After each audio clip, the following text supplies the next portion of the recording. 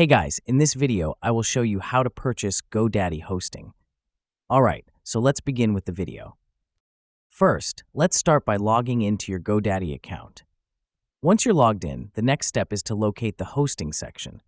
This is usually found in the top navigation bar. From here, select Web Hosting section. With the hosting section open, you'll be presented with various hosting options.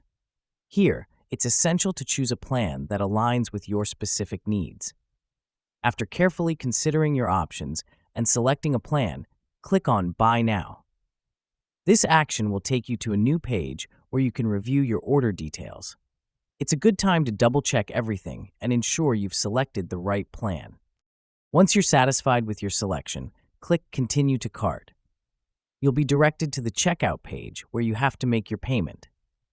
Click on Ready to Check Out and you will be on this page. GoDaddy offers several payment methods, providing you with the flexibility to choose what works best for you.